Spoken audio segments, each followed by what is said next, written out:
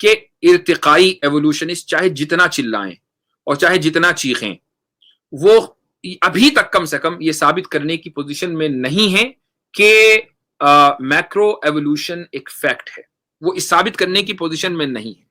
جو کچھ ہے اندازے ہیں، تخمینے ہیں، گمان ہیں، اور انہی گمانوں اور تخمینوں کی بنیاد پر ان لوگوں کی یہ تھیوری چلی آ رہی ہے. ٹھیک ہے، اور یہ بات کوئی میں نے ویسے ہی ہوائی فائرنگ نہیں کی، بلکہ تحقیق کی بنیاد پر میں یہ کہہ رہا ہوں. اب ان صاحب نے جو سوال کیا کیونکہ سائنسدانوں نے تمام ڈھانچے برآمد کر لیے ہیں، یہی بتا رہا ہے کہ آپ کی معلومات ناقص ہیں. کہ سائنسدانوں تمام ڈھانچے برآمد کر لیے، یہی غلط ہے.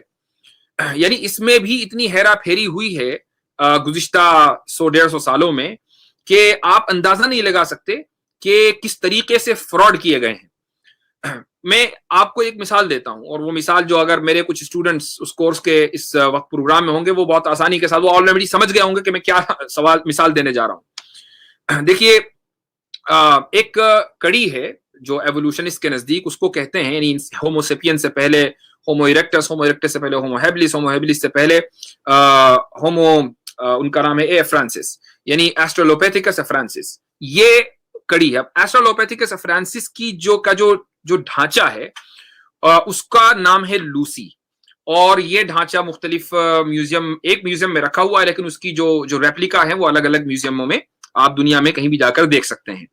جو یہ ڈھانچہ ملا ہے اس کی صرف 22% ہڈیاں ملی ہیں، یعنی 22% ہڈیوں کی بنیاد پر یہ فیصلہ کر لیا گیا. اس میں نہ تو اس کے منہ کی ہڈیاں پوری ہیں، نہ اس کے پیر کی ہڈیاں پوری ہیں، نہ اس کے ہاتھ کی ہڈیاں پوری ہیں. یہ فیصلہ کر لیا گیا کہ اس 22% ہڈیوں کی بنیاد پر کہ یہ دراصل انسانوں کی وہ تھی، یعنی ایک مسنگ لنک ہے. یعنی ارتقائی یہ کہہ رہے ہیں کہ ہماری اماں تھی، تو ٹھیک ہے وہ ان کی ہوگی، لیکن ہم تو اس بات کو تسلیم کرنے کے لیے تیار نہیں ہیں. اور اس کی وجہ یہ کہ 22% ہڈیوں کی بنیاد پر آپ یہ طے کریں کہ 100% یہ ڈھانچہ کیسا تھا، تو آپ اس سے اندازہ لگا سکتے ہیں کہ یہ ظن اور تخمین کے علاوہ اور کیا ہے. پھر جب نہ پیر کی ہڈیاں مکمل ہیں نہ ہاتھ کی ہڈیاں مکمل ہیں، تو پھر یہ کیسے کہہ دیا گیا کہ یہ جو ڈھانچہ ہے لوسی کا یہ سیدھا چلتا تھا. اس کو بائی پیڈلزم بولتے ہیں کہ یہ سیدھا چلتا تھا. جبکہ حقیقت یہ ہے کہ اگر اس کی پیلوس بون دیکھی جائے تو اس سے اندازہ ہوتا ہے کہ وہ بالکل اسی طریقے سے چلتی تھی جیسا کہ کوئی عام چمپینزی چلتا ہے. تو ایک چمپینزی کو اٹھا کر اس کی ناقص ہڈیوں کو انسانوں کی اماں قرار دے دیا گیا. اس سے بڑا ظلم اور کیا ہو سکتا ہے انسان کے اوپر جو ارتقائی اور ایوولوشن اس کی طرف سے کیا جاتا ہے.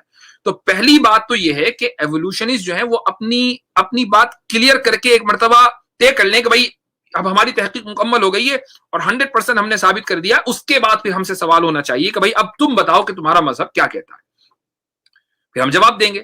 ابھی تو پہلے اپنی تو تحقیق مکمل کرو. ہر دوسرے سال تو ان لوگوں کی تحقیق بدلتی ہے اور جو آتی ہے اس کے اوپر 10 اعتراضات ہوتے ہیں. اس کے بعد لاسٹ بات میں آپ کو ایوولوشن کے تعلق سے یہ بتاؤں کہ ایوولوشن کبھی بھی تخلیق کی جگہ اس لیے نہیں لے سکتی کہ ایوولوشن پروسیس کو بتاتا ہے، ایوولوشن بگننگ کو نہیں بتاتا ہے. یعنی ایوولوشن یہ بتاتا ہے کہ ایک نو کیسے وجود میں آئی، لیکن وہ اس کو نہیں بتاتا کہ شروعات بالکل پہلے دن سے جو ہے وہ شروعات کیسے ہوئی. ایوولوشن نہیں بتاتا. اور ایک پوائنٹ اور ذکر کر دیتا ہوں، ذہن میں آ گئی بات کہ مائکرو ایوولوشن کے تعلق سے آپ یہ کہہ سکتے ہیں کہ کسی نہ کسی حد تک مائکرو ایوولوشن ثابت ہے، لیکن میکرو ایوولوشن اس کے لیے جب تک آپ کے پاس دلائل نہ ہو تب تک کہ یعنی اور دلائل مضبوط ہونے چاہیے. میرے پاس تقریباً 30 سے زیادہ دلائل میکرو ایوولوشن کے خلاف ہیں، چاہے وہ ڈی این اے ہو، کاربن ڈیٹنگ ہو، اور اسی طریقے سے وہ مطلب جینیٹک سائنس ہو، آپ یو نیم اٹ. الحمدللہ اتنے دلائل جمع کر دیے ہیں. تو مجھے تو شرح صدر ہو چکا علی وجہ البصیرت میں یہ کہہ سکتا ہوں کہ اس سے بڑا دھوکہ گزشتہ 150 سال میں اسکول کے اور کالجوں کے بچوں کے ساتھ نہیں کیا گیا ہے.